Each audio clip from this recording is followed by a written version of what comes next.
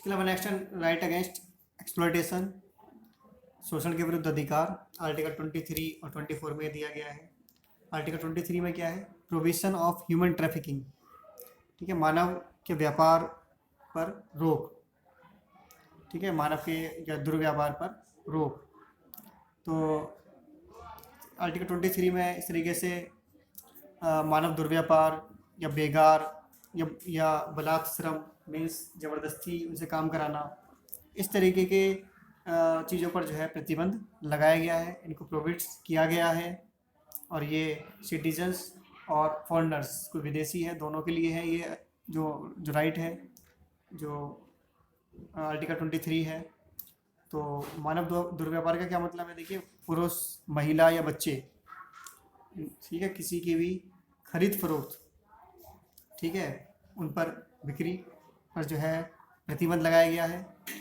और इसके अलावा महिला और बच्चों का जो अनैतिक दुर्व्यापार है उस पर रोक लगाई गई है। या देवदासी, दास प्रथाएं जो इस तरीके की जो समाज में थी पहले, उन सब पर रोक लगाई गई थी।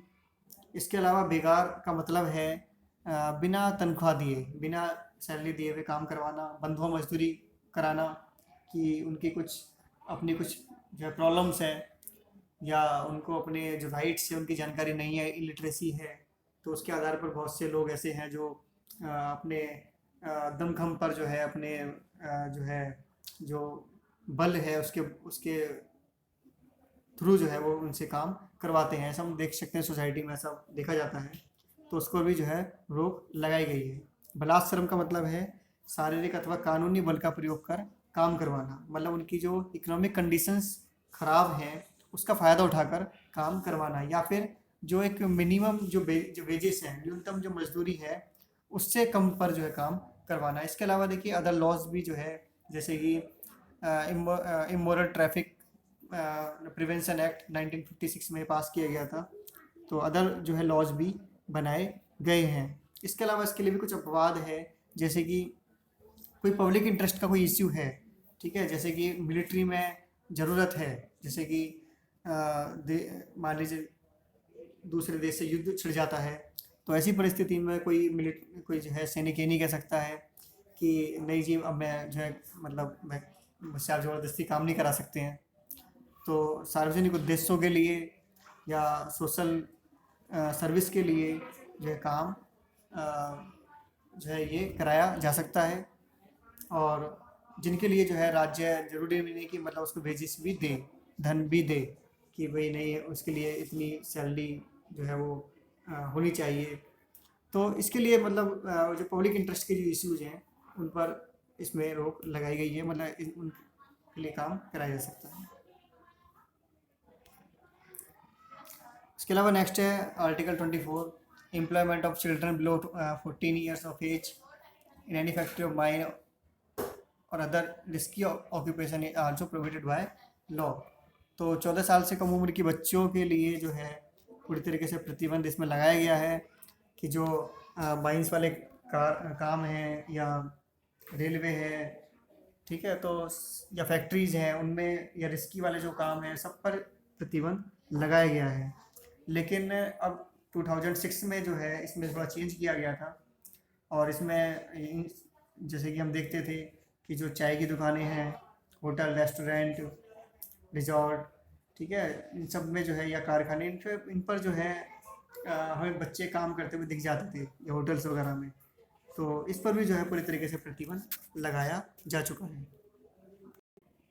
इसके अलावा नेक्स्ट है article right to freedom of religion, धार्मिक स्वतंत्रता का अधिकार।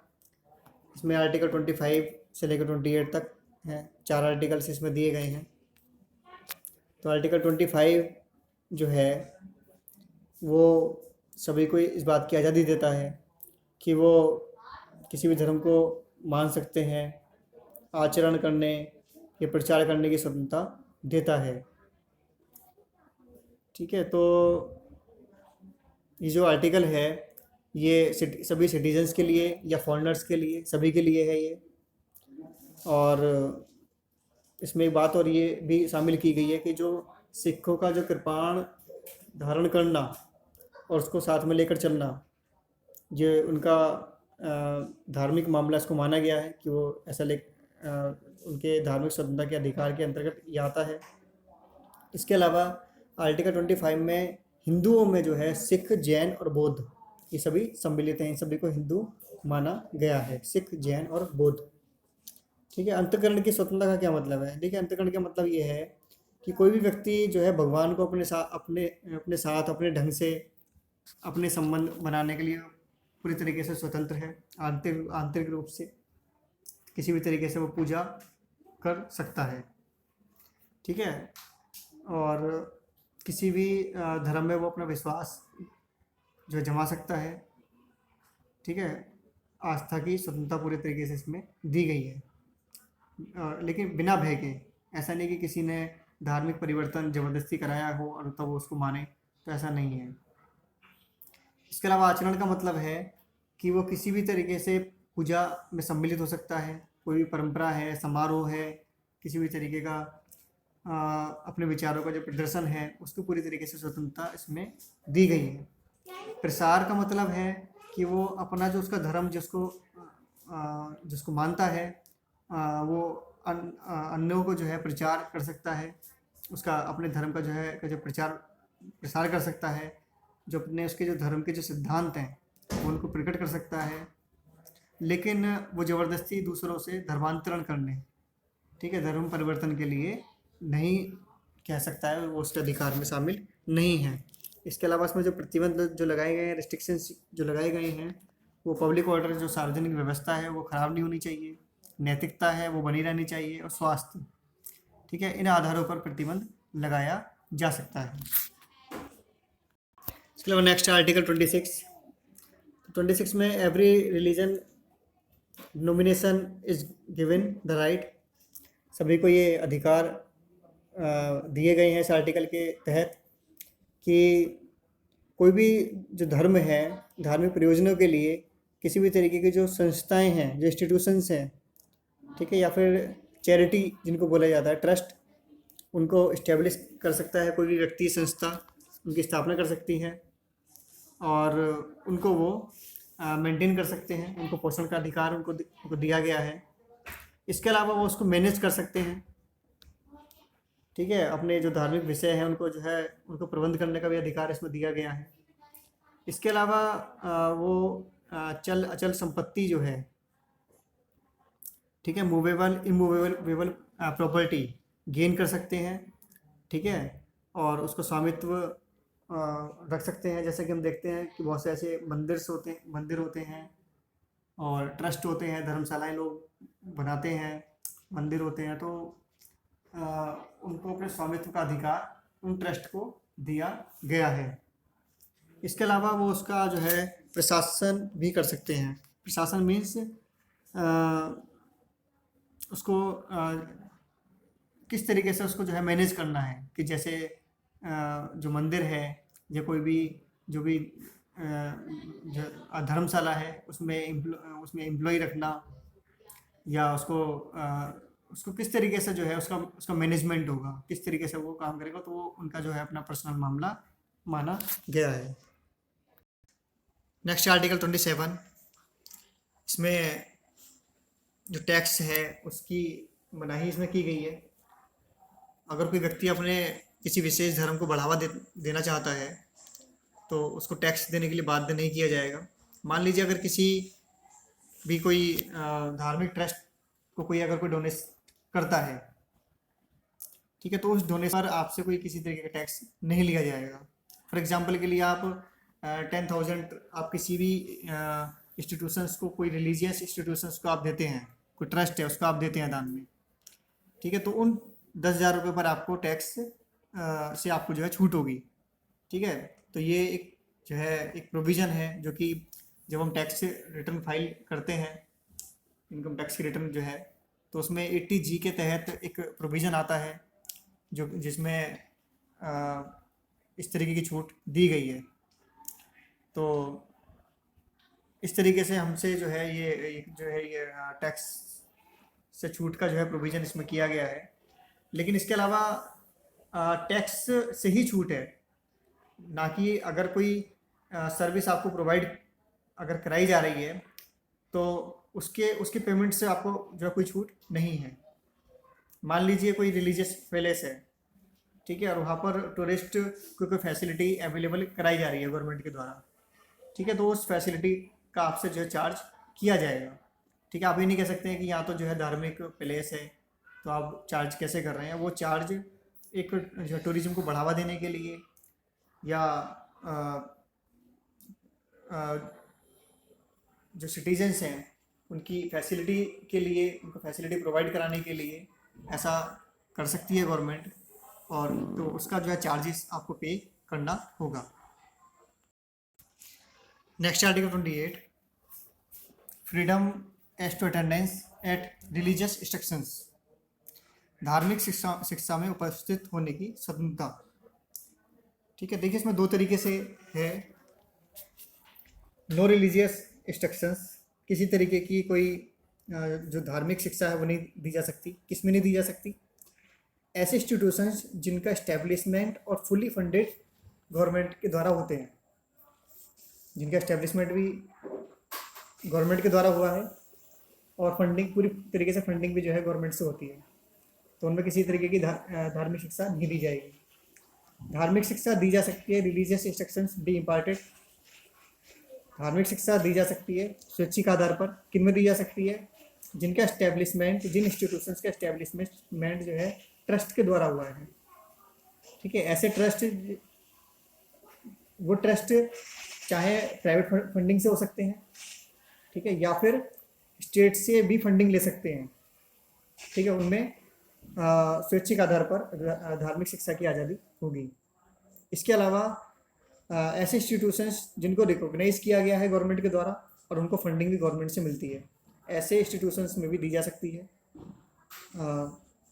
लेकिन इनमें ये कंडीशन होगी कि अगर वो 18 साल से कम एज के हैं, माइनर हैं, तो उनके जो गार्डियन होंगे, उनके जो पेरेंट्स होंगे, उनकी परमिशन उसमें लेनी होगी। तो इस तरीके से प्रोविज़न किया गया है इसमें। ये नेक्स्ट है कल्चरल एंड एजुकेशनल राइट, जो कि आर्टिकल 29 और 30 में दिया गया है, संस्कृति एवं शिक्षा का अधिकार। तो आर्टिकल 29 जो है वो माइनॉरिटीज़ के राइट्स की बात करता है। इसमें जो माइनॉरिटीज़ हैं या कहेंगे अल्पसंख्यक, ठीक है, वो अपनी लैंग्वेज, स्क्रिप्ट, लिटरेचर, कल्चर उसको कंजर्व कर सकते हैं, वो उसको संरक्षित कर सकते हैं। ठीक है, एक सुप्रीम कोर्ट ने एक अपने फैसले में ये कहा कि ये जो आर्टिकल है ये सिर्फ माइनॉरिटीज़ के लिए नहीं बल्कि मेजॉरिटी के लिए भी है। ठीक है, तो अल्पसंख्यक और बहुसंख्यक दोनों ही इस आर्टिकल में शामिल होते हैं। ठीक है, इसके अलावा जो माइनॉरिटीज़ हैं वे अपने एजुकेशनल इंस्टीट्यूशंस भी इस्टेब्लिश कर सकते हैं अपने, चाहे वो रिलीजन बेस पर हैं, चाहे वो लैंग्वेज बेस पर हैं, जो माइनॉरिटीज़ हैं। ठीक है, तो उनका इसके लिए उसको राइट दिया गया है इन माइनॉरिटीज़ को, और वे इसके लिए जो प्रॉपर्टी है वो गेन कर सकते हैं, संपत्ति जो है वो उसका अर्जन कर सकते हैं। इसके अलावा जो स्टेट गवर्नमेंट से जो फंडिंग से होगी, स्टेट या सेंट्रल गवर्नमेंट से, उन इंस्टीट्यूशंस को जो है फंडिंग भी दी जा सकती है। ठीक है, जैसे कि हम देखते हैं माइनॉरिटीज़ के जो इंस्टीट्यूशंस होते हैं, जो जैन होते हैं जैसे कि, या क्रिश्चियंस होते हैं, उनके इंस्टीट्यूशंस हम देखते हैं, जैसे कि सेंट स्टीफेंस है, दिल्ली यूनिवर्सिटी का जो कॉलेज है, तो ये अपने एजुकेशन इंस्टीट्यूशंस इस्टेब्लिश कर सकते हैं, और इनको जो गवर्नमेंट से जो ग्रांट है वो भी जो है मिलेगी, और उसमें किसी तरीके का भेदभाव नहीं किया जाएगा। या जैसे जामिया यूनिवर्सिटी है, AMU है, अलीगढ़ मुस्लिम यूनिवर्सिटी, या इसके अलावा और बहुत सारे ऐसे इंस्टीट्यूशंस हैं जो जैन जो कम्युनिटी है उसके द्वारा चलाए जाते हैं, या क्रिश्चियंस हैं। तो लेकिन ऐसे बहुत सारे ऐसे इशूज भी आते हैं जिसमें इन इंस्टीट्यूशंस के द्वारा ये कहा जाता है कि वो जो स्टाफ है और जो एडमिशन्स हैं वो सिर्फ अपनी कम्युनिटी के लिए ही देंगे, तो सुप्रीम कोर्ट ने एक डिसीजन ये दिया कि वो 50% से ऊपर जो से ज़्यादा जो सीट वो जो अपनी जो कम्युनिटी है उसको वो नहीं दे सकते हैं।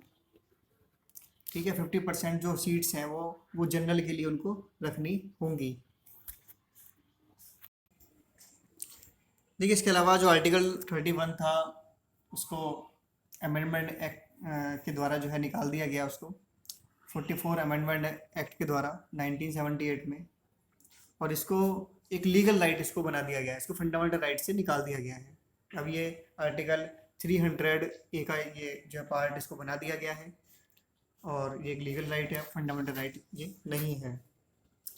और इसके अलावा आर्टिकल 32 है। आर्टिकल 32 ये बहुत इंपॉर्टेंट आर्टिकल है, क्योंकि जितने भी हमारे जो फंडामेंटल राइट्स की जो ये हमने बात की, वे सभी फंडामेंटल राइट्स को जो दिलाने का जो एक माध्यम है वही आर्टिकल है। इस आर्टिकल के थ्रू हम उन आर्टिकल्स या अपने अधिकारों को हम पा सकते हैं। ठीक है, तो इस तरीके से इसमें जो है 5 रिट्स इसमें दी गई हैं। इन रिट्स के माध्यम से हम अपने जो फंडामेंटल राइट्स हैं उनको अप्लाई करा सकते हैं, हम सुप्रीम कोर्ट जा सकते हैं। ठीक है, तो 5 रिट्स कौन कौन सी हैं उनके बारे में डिस्कस कर लेते हैं।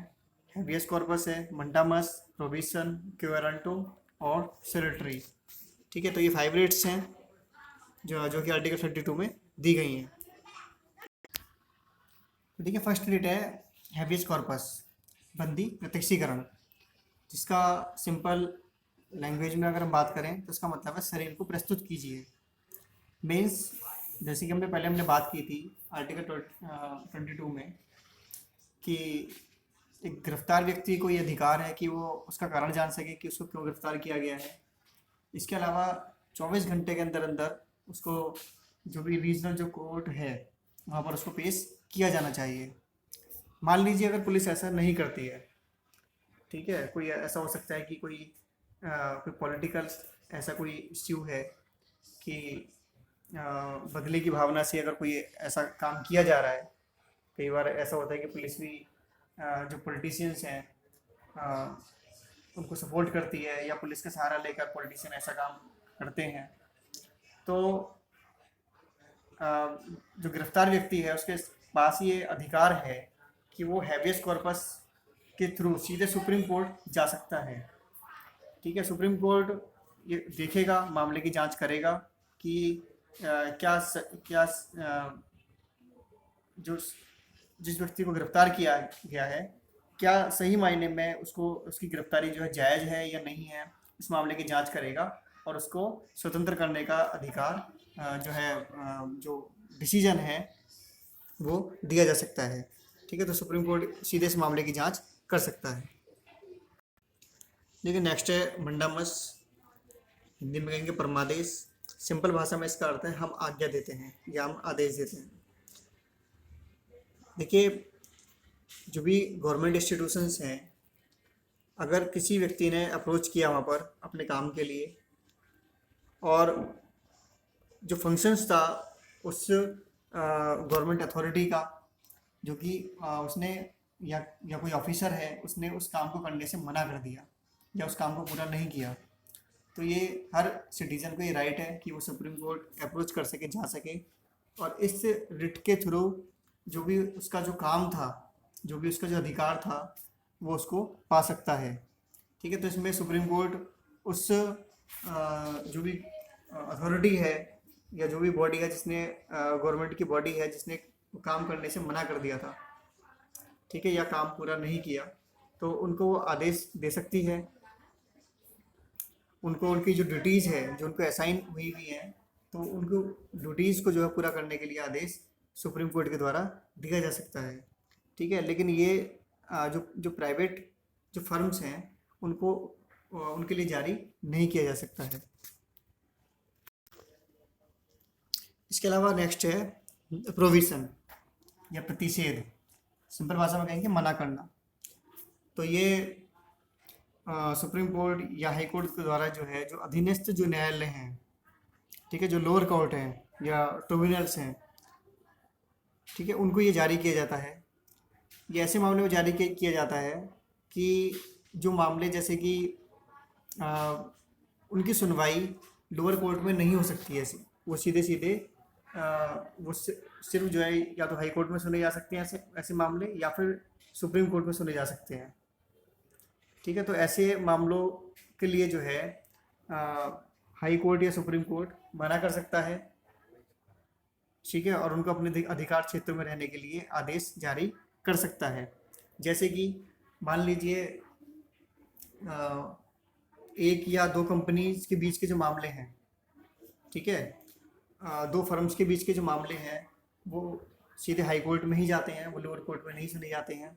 या दो स्टेट्स के बीच के मामले हैं, ठीक है, बिहार या यूपी के बीच का मामला है, या किसी भी दो स्टेट के बीच के मामले हैं, तो उनकी सुनवाई सीधे सीधे सुप्रीम कोर्ट में ही हो सकती है। तो इस तरीके से ये आदेश जारी किया जा सकता है कि अगर लोअर कोर्ट अपने अधिकार क्षेत्र से बाहर जा रहा है। नेक्स्ट है सेक्रेटरी उत्प्रेक्षण लेख, या कहेंगे सिंपल भाषा में और अधिक सूचित कीजिए। देखिए, अगर हाई कोर्ट या सुप्रीम कोर्ट का अगर लगता है कि जो निचली अदालत में जो मामला चल रहा है, कोई ऐसा कोई केस है जिसकी सुनवाई वहाँ पर चल रही है, और उनको लगता है कि इसमें निष्पक्ष